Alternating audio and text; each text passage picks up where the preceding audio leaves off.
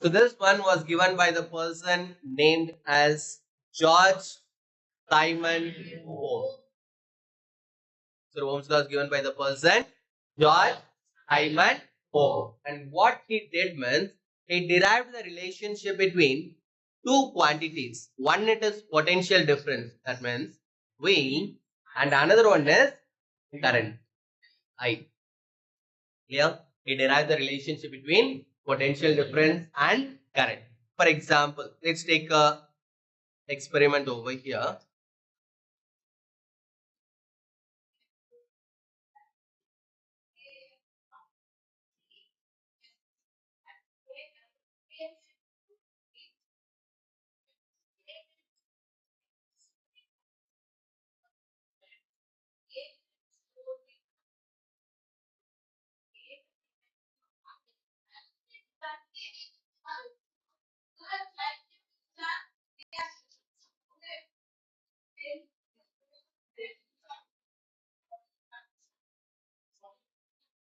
So like this it is. So initially how many cells are there? There is only one cell. So by the time he is noticing down the reading which is shown in the ammeter as well as the voltmeter. For example, let's take the potential difference of the cell as 2 volt. He is noticing down the reading and then is showing somewhat 0.1 ampere. Now that person is right. Who's the person? George Simon Ohm. He added one more cell. Totally how many cells are there right now? Two cells. Then his combination will be calling it as the battery. So the overall potential difference which is going to maintain over here it is 4 volt, and he is measuring the ammeter reading, somewhat showing it as 0.2 ampere. Next is adding one more cell, 6 volt, by the time 0.3 ampere. So from this experiment what you can say, a potential difference which is created across the ends of the conductor is getting increased. Why? Because 2, 4, 6. Whether it is getting increased or decreased? Increased. So by the time it is noticing down the reading which is shown in the ammeter, the current reading also is getting increased simultaneously. If you are decreasing the number of batteries, then what will happen? The potential difference which is created over here, that one will get decreased. Gradually, the amount of current which is passing through the conductor also will get decreased. By knowing this relation, he gave a law, and the law which states that the amount of current passing through the conductor is directly proportional to the potential difference which is created across the ends of conductor. So from this itself we can remember the law. So what is it? V is directly proportional to I. So the amount of current which is passing through the conductor. Yeah, through which the current will pass only through the conducting material. And how it is going to be there means it's going to be in a form of a directly proportional. What is meant by directly proportional? If one quantity is getting increased, the other quantity also get increased. If one quantity is getting decreased, the other quantity also get. Yeah, what are two quantities? Potential difference, current. Potential difference, current. Yeah.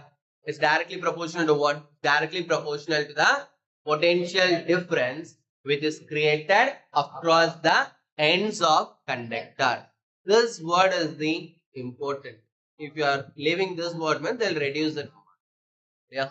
And then from this relation, we are going to give the formula. On removing the proportionality symbol, we are going to introduce a constant term, and the constant term will be calling it as R. Here the letter R stands for resistance of the conducting material. Always the resistance of the conducting material will be constant. Clear? And this is the Ohm's law formula. What is Ohm's law formula? V is equal to I into R. In order to remember the formula, just remember the player name, Virat. In that, we are going to use the first three letters alone. What are three letters? V, I, R. So after that, V, just use the equal to symbol. So what is the formula to calculate Ohm's law? V is equal to I into R. Here V stands for I stands for, R stands for. So we are going to write in a triangle. V, I, R. If I need V, what will be the formula? I into R. I, V by R. R by next term. So what is mean by resistance? Resistance means we all know going to oppose. So what is going to oppose means the flow of resistance means the property of the conducting material which opposes the flow of current. And how it is going to oppose means before that we need to know a relation. Resistance is inversely proportional to the magnitude of current. Resistance is inversely proportional to the magnitude of. Directly proportional means we all know if one is increasing, other one is increasing. If one is decreasing, the other one will get increased. But here we are saying that it is inversely. Yeah, 1 by. If it is inversely proportional means how it is going to be there? If one quantity is getting increased, what will happen to the other quantity? If one quantity is getting decreased, what will happen to the other quantity? Increase. That means if resistance is getting increased, the current flow will get decreased. If resistance is decreased, the current flow will get increased. Yeah, that's what is given in the 2 points. The resistance of the conducting metal is high. The amount of current passing through the conductor will get decreased. Yeah. Next. Unit of resistance. So what is the unit of resistance? This is ohm. And the symbol, we'll be calling it as Greek symbol, and it is represented as omega. And here we need to pronounce the symbol as ohm. So and this one is named after the scientist George Simon Ohm. And what is the another one unit of resistance is volt per ampere. What is another one unit? Volt per ampere. How we got this one means R is equal to V by I. What is the unit of potential difference? Volt. I stands for current. What is the unit of current? Ampere. So V a power minus 1. So volt per ampere. And how we are going to define this 1 ampere? The same method as it is. 1 ampere is defined as a potential difference which is created across the ends of conductor 1 volt. Here, let's take a conducting material over here.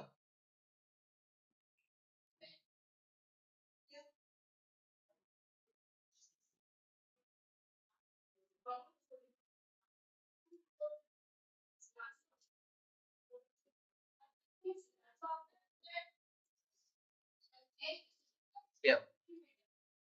So across the ends of conductor, how much potential difference is going to create means 1 volt is created. So by that time, how much amount of current is passing through this conductor means 1 ampere. Then we can say that the resistance of this conducting material is going to be 1. I will define 1 ohm. 1 ohm is defined as the potential difference created across the ends of conductor 1 volt, which allows the current of 1 ampere. They are asking for 2 ohm. 2 ohm is defined as the potential difference created across the ends of conductor 1 ohm. The numerator check what quantity is there. Volt. Then 2 volt is going to be there. How much current is going to pass? 1 ampere. Don't write in this order. 1 volt by 2 ampere. If you are writing like this means, if you are simplifying 1 by 2, 0.5.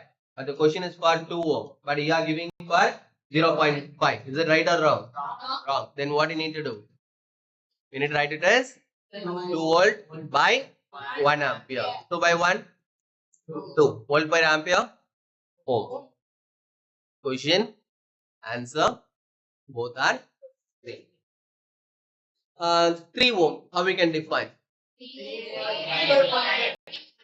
3 volt by 1 ampere. Can you write like this? 6 volt by 2 ampere, 12 volt by 4 ampere, Yes. Next. So the resistance, we said resistance means it's going to oppose or regulate. On what are the factors the resistance of the conducting material depends upon? Means length, area, nature, temperature. One of the important 2-mark questions. On what are the factors the resistance of the conducting material will depend upon? On what are the factors are they? Length, area, nature, temperature. If I am taking the conducting material, we all know the shape of the conducting material, it will be in a form of a cylindrical.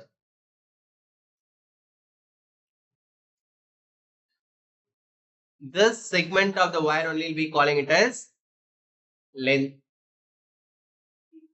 Length is represented by the letter A. And the circular part which is over here, this part only will be calling it as the area of cross section. And the nature means either this wire can be in a form of copper or it can be in a form of aluminum, whatever it is. Clear? So now these are the 4 factors the resistance depends upon. What are the 4 factors are they? Length of the conducting, area of cross-section, nature of material, and temperature. Now we'll see some numericals related to Ohm's law. First, what is the Ohm's law formula? V is equal to I into R. So the triangular method, V, I, R. So now,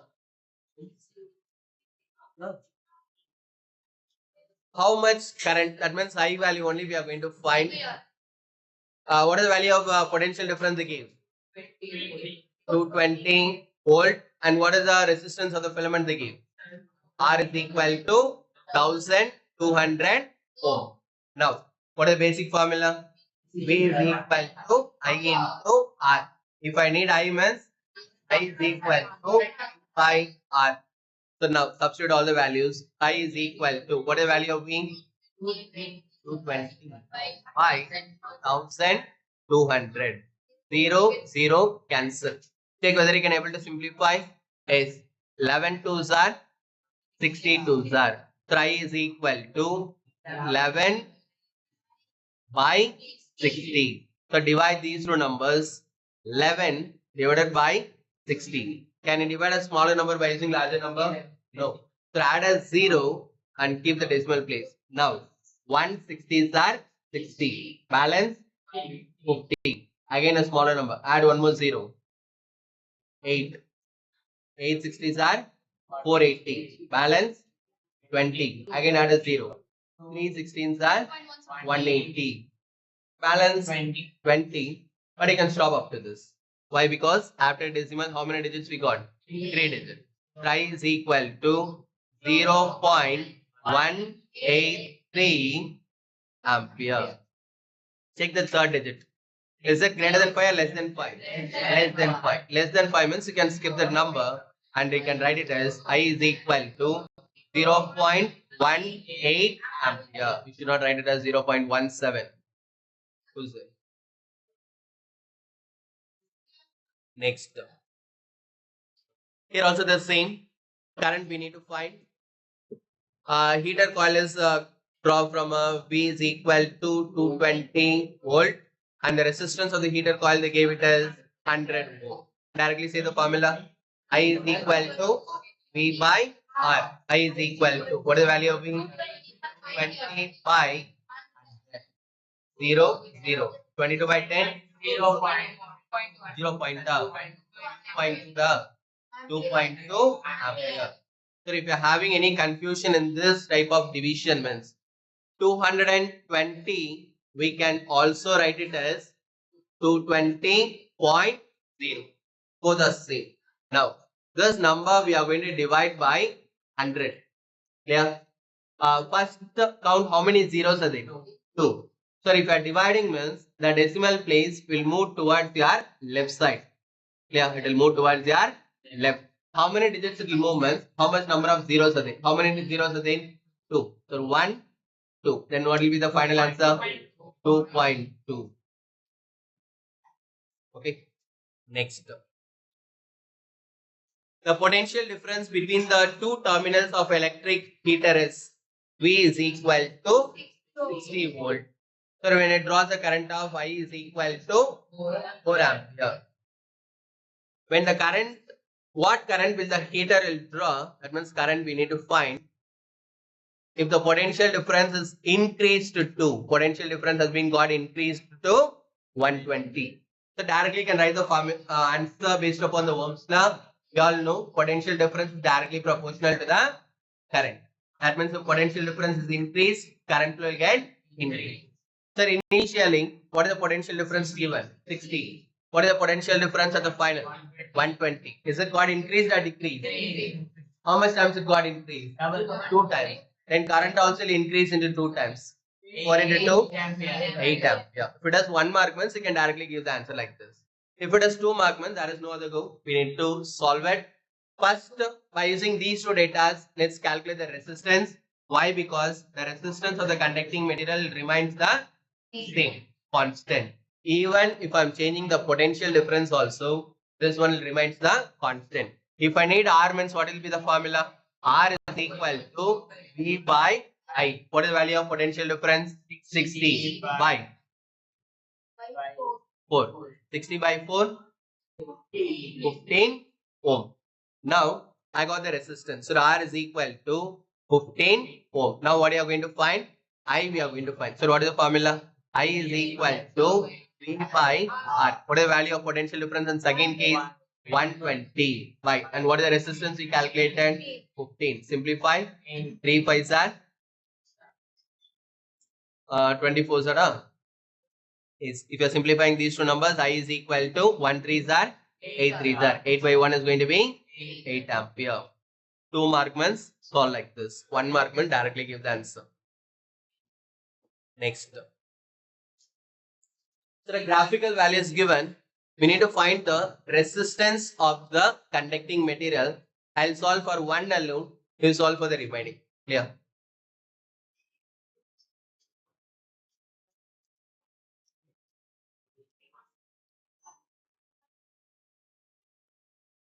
So this is going to be the origin. We all know the value of origin is going to be 0. And what's the value of current is given? 0 0.5, 1, 2, 2, 3. Up to 3 I'll take. And then 1.6, 3.4, 6.7, 10.2. So the slope of the potential difference and current graph will gives us the resistance. That means this part of the wire is going to give the resistance. So as per the formula, what is there in the max? What is the formula to calculate slope? Slope is equal to y2 minus y1 by x2 minus x1. So y2 minus y1 by 2 minus 1. If I am choosing these two values, then this one will be going to y2 and this one will be y1. And this is going to be x2 and this is going to be x1. So what is the value of y2 here? 3.4 minus 1.6. What is the value of x2? 1 minus 0.5. Now subtract the numerator part. 3.4 minus 1.6. 1.8. Subtract 3.4 minus 1.6. Consider smaller number, borrow it. 14. 14 minus 6, 8. 2 minus 1, 1.8.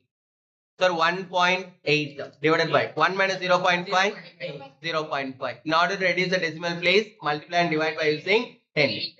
18 by 5. Now divide these two numbers. 18 divided by 5. 3 5s are 15. Remainder 3. Add a 0, keep a decimal. 6 5s are 30. So the resistance of the conducting material R is equal to how much ohm we calculated? 3.6 ohm. What is the resistance of the conducting material? 3.6 ohm. Next.